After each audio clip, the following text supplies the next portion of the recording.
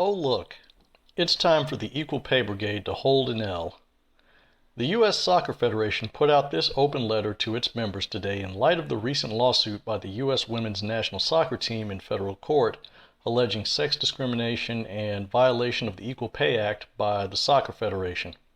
U.S. Soccer up until today has been radio silent on the lawsuit, but with this letter the USSF has indicated that it has no intention of knuckling under to the Pussy Hat Brigade.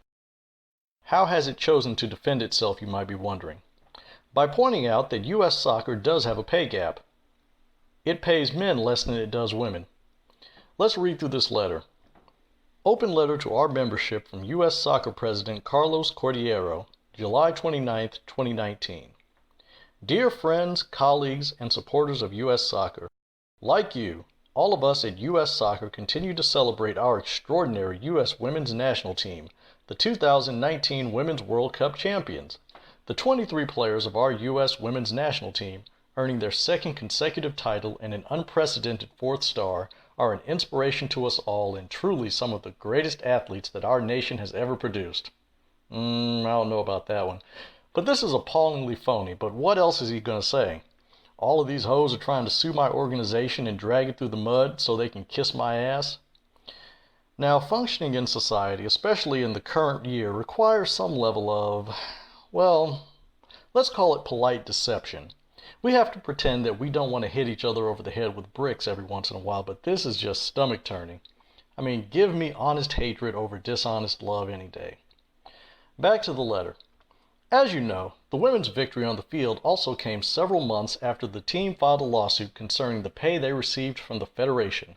When the lawsuit was filed, we made a deliberate decision. Instead of debating the facts in the media in the lead up to the World Cup, we would focus on providing the team with everything they needed to win in France. Indeed, we spared no expense in our support of the team, support they deserve, including chartered flights, world-class training facilities, a tireless coaching and support staff, and unprecedented promotion and marketing. U.S. Soccer did not debate the matter in the media. They just did what smart litigants do. They worked behind the scenes and now are ready to open fire on the women's national team with both barrels to either get this case dismissed or settled in their favor. Back to the letter. I wrote in my open letter in March after the lawsuit was filed that U.S. Soccer believes that all female athletes deserve fair and equitable pay, and we strive to meet this core value at all times. Moreover, it should be a basic principle everywhere in our country. Equal work deserves equal pay.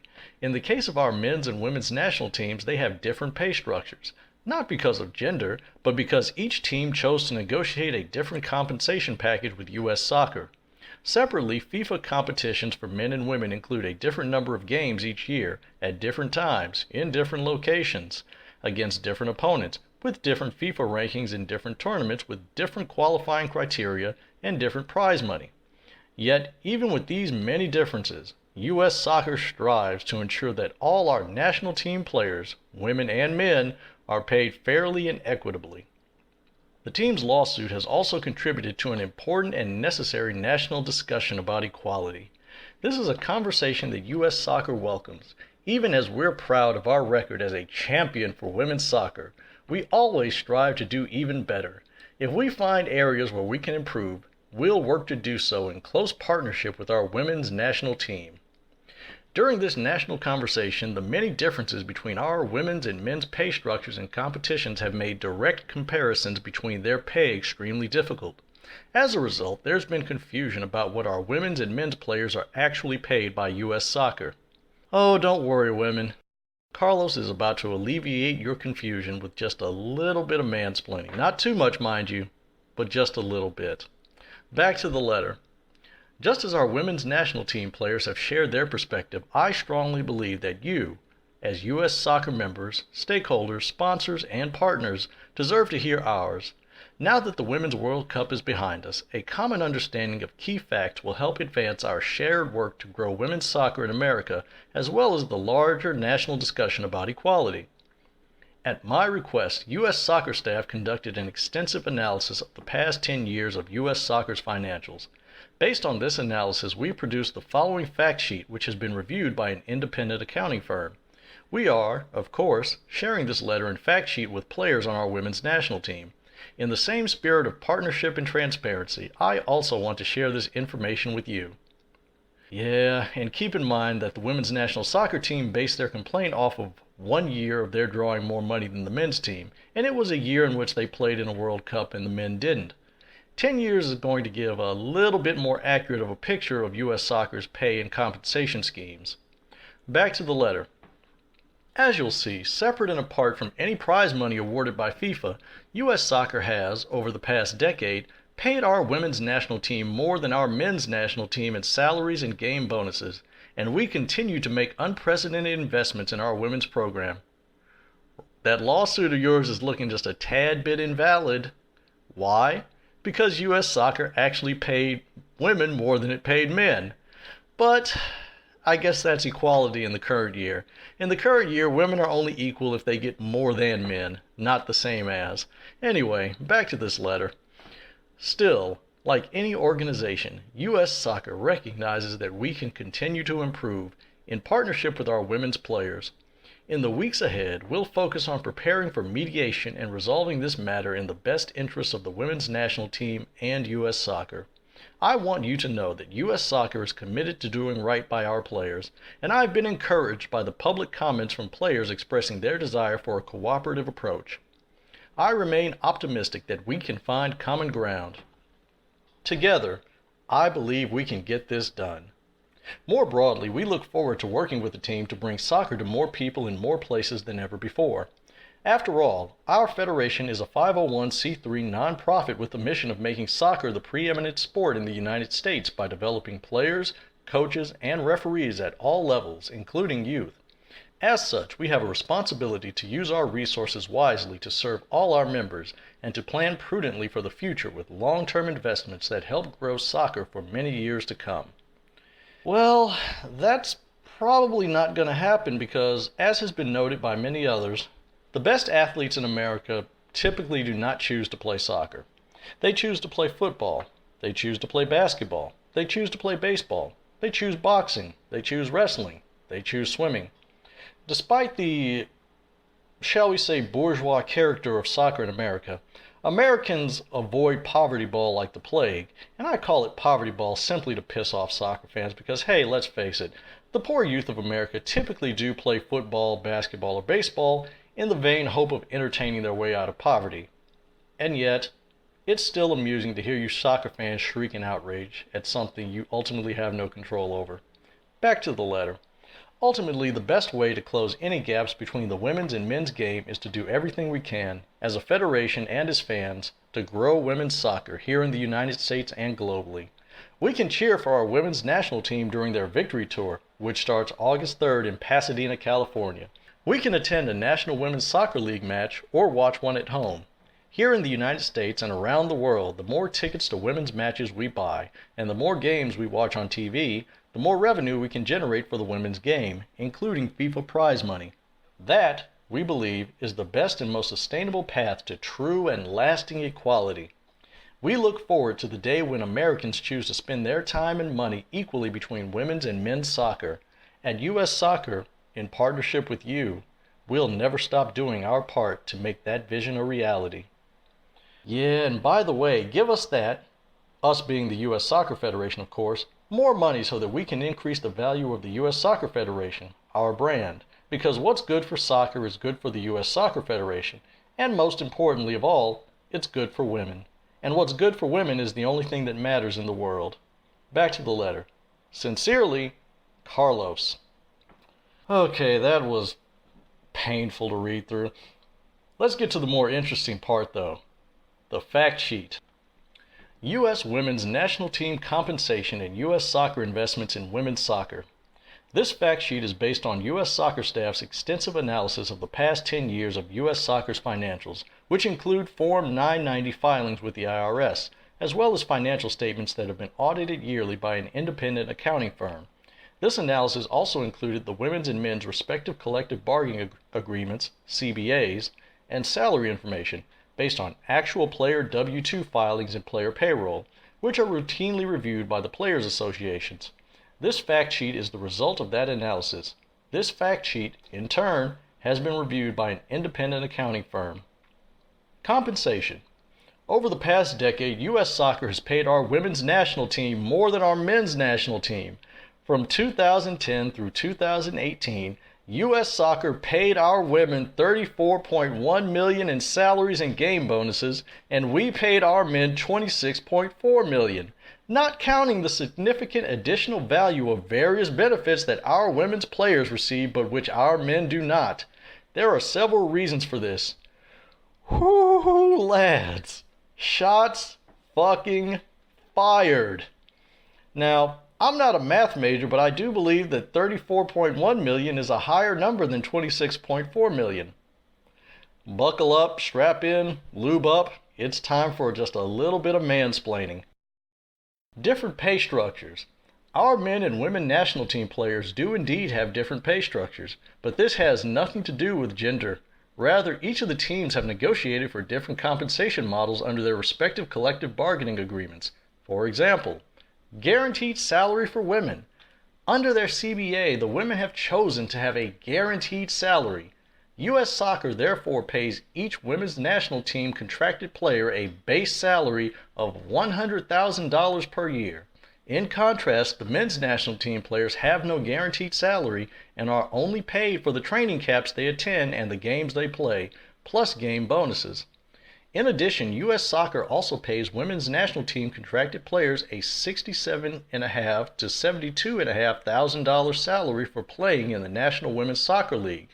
In contrast, we do not pay salaries for men who play in Major League Soccer or any other men's professional soccer league.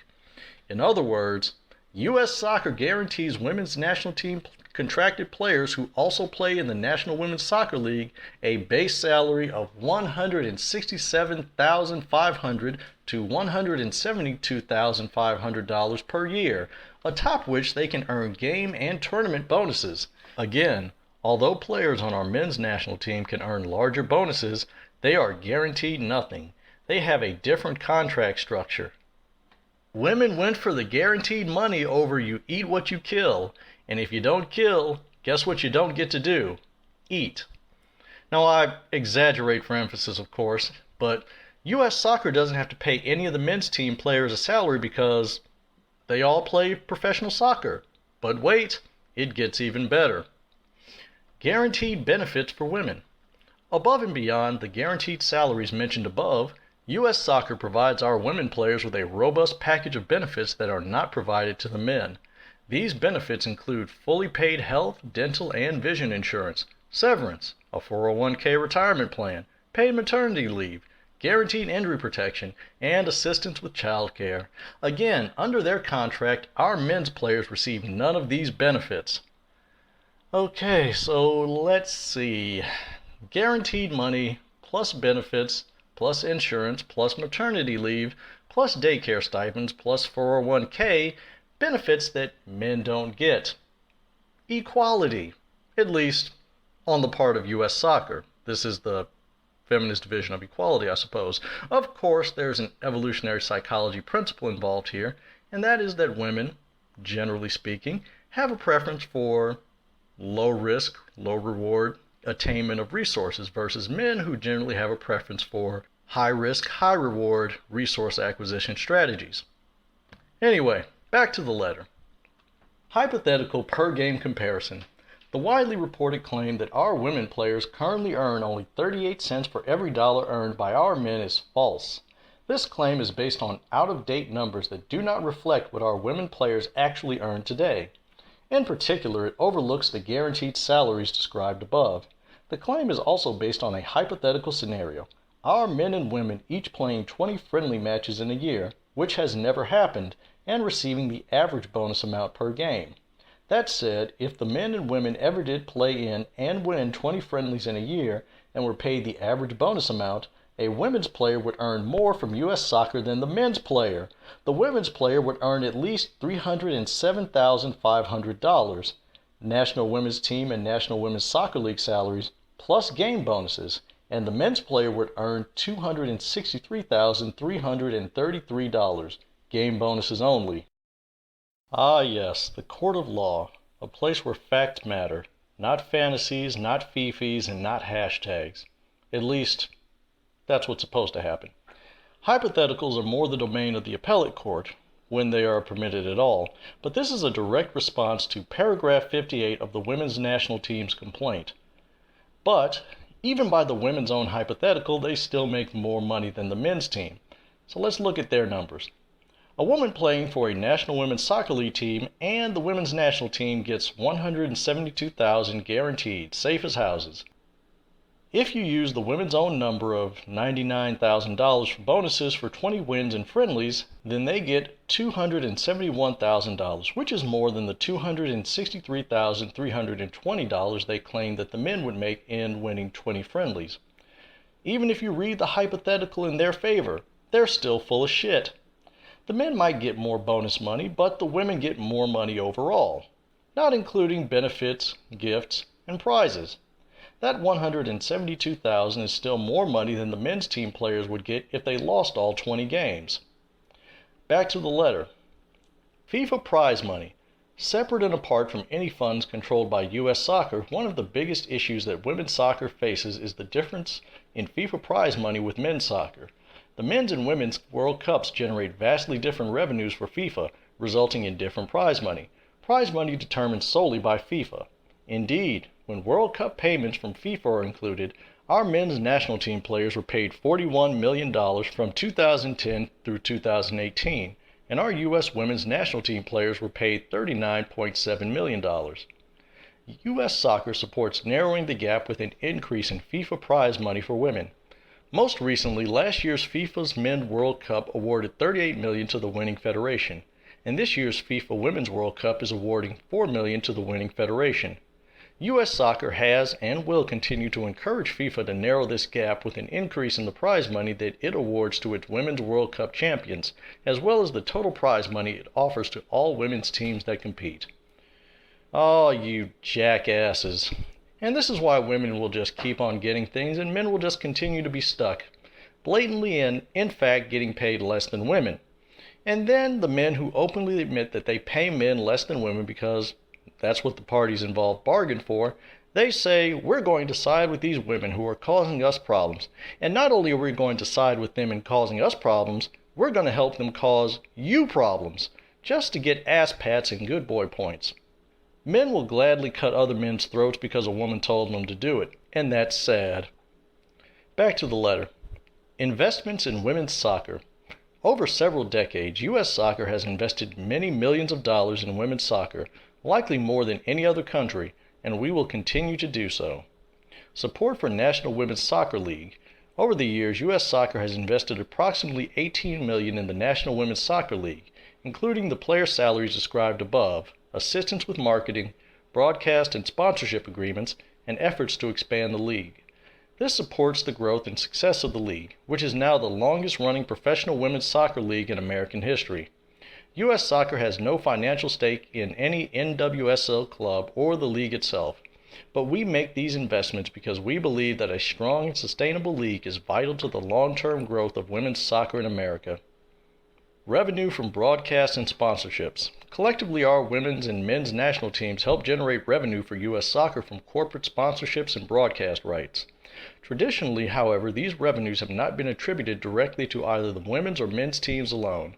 These revenues from our sponsors are critical to supporting all aspects of U.S. Soccer's mission to develop players, coaches, and referees at all levels across our federation, including support for our many women's and men's youth national teams, our Paralympians, and scholarships for players from underserved communities. Support for women's national team games. One metric that can be measured directly is the revenue that our women's and men's teams generate, on average, game by game from 2009 through 2019, a time frame which includes 2 Women's World Cup championships. The women's national team has earned gross revenue of $101.3 million over 238 games, for an average of $425,446 per game. And the men's national team has earned gross revenue of $185.7 million over 191 games, for an average of $972,147 per game. More specifically, women's national team games have generated a net profit, ticket revenues minus event expenses, in only 2 years, 2016 to 2017. Across the entire 11-year period, women's national team games generated a net loss of $27.5 million. Nevertheless, U.S. Soccer does not view these as losses, but rather as an important investment in our women's national team and in the long-term growth of women's soccer. Now, this is what you call getting your cat let out of the bag. The women have only drawn a net profit for 2 years out of 11. But, hey, let's look at the upside here. At least they're not as bad as the WNBA. At least women's soccer has drawn a net profit for 2 years as opposed to the 22-year money sink known as women's professional basketball. But the women's soccer team's 2 years of profitability still didn't put them in black ink over the 11-year period. They're still operating at a net loss of $27.5 million, which they should think about making up before they demand more money. Anyway, back to the letter. Increased investments in women's youth development. In recent years, U.S. Soccer has significantly increased our investments in developing the next generation of women players, including the creation of our Girls Development Academy in 2016 and fiscal year 2019.